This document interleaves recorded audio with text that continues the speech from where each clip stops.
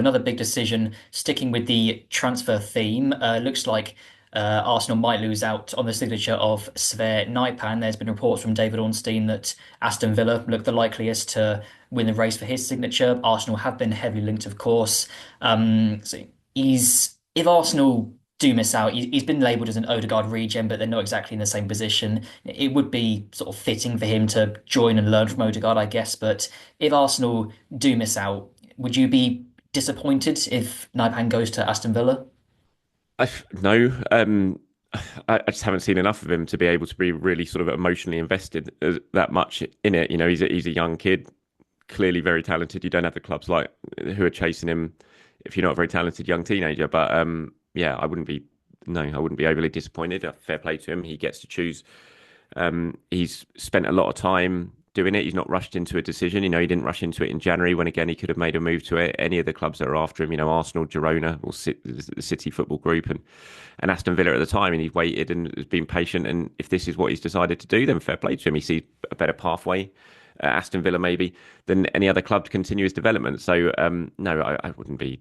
I wouldn't be overly disappointed. You know, if he doesn't come in, you know, would he have made a huge impact next season? Who knows? Well, I guess we'll find out by the way he plays at Aston Villa. But you didn't really look at him and think he was going to play that many minutes for Arsenal next season. If he did sign, it would have been an exciting signing, no doubt about it. You want to get the best young talent if you can. But yeah, it's not one I'll be losing any sleep over. That's fair enough. Yeah, I think David also said that Arsenal, I think this is just his opinion, but Arsenal maybe need to be better at recruiting these young talents. Of course, we know that Arsenal have had problems hanging on to these young talents like Chidobe and Aidan Heaven. Of course, Lewis Skelly and Nwaneri, our first team regulars, they look like they're going to sign new contracts. But do you think it's fair to say that Arsenal do need to be better at trying to bring in these, 17, 18-year-old phenoms? Yeah, I think so, and I think the club are aware of it as well. It is something in the last couple of years they have put a lot of effort into trying to improve. We haven't really seen that pay off yet, they are pushing for a lot of these young talents, both here and potentially abroad. As we saw with Naipan, they got Tommy Setford in from Ajax, which I think they were quite happy with last season as a sort of starting point. But I think they're very aware that that is an area that they need to improve on, and I think it's an area we'll continue to see them focus on over the next few years. But yeah, it's definitely an area to improve, no doubt about it.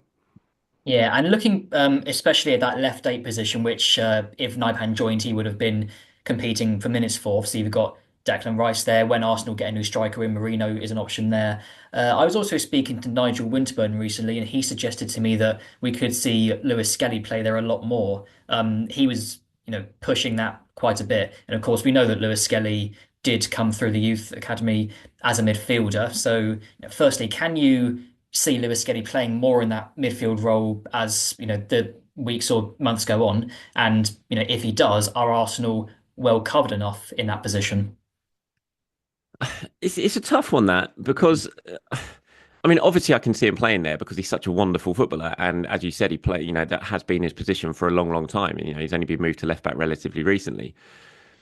But then you just look at what he's doing at left back right now and the performances he's putting in, and you think, why would you move him? He's genuinely, I think, the best left back in the country at the moment. I really do think that he's just the levels of performances that he is producing week in, week out, no matter who he is playing against.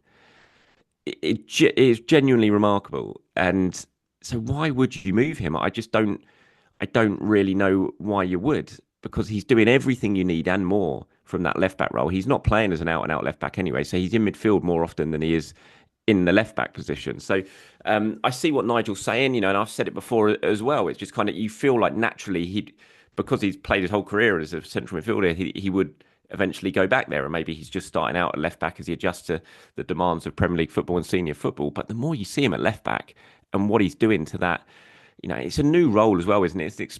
It's a role that is sort of developing this sort of left inverted fullback role that we've only really been getting used to for the last few years. So I just, yeah, I don't necessarily like. He's not going to push Declan Rice out of the left eight role, is he? You said obviously Marino will come back into that position potentially when Arsenal have a striker. Kai Havertz was signed to play in that position, and if Arsenal sign a striker, Kai Havertz is going to need to be in the team at some point in some areas, and you'd imagine that's an area that Arteta will look to get him some minutes as well next season. So I don't see Lewis Skelly being rushed into that role. I have to say, I think Arsenal are so happy with what he's doing at left back, and so there's just no real need or rush to change things, I don't think.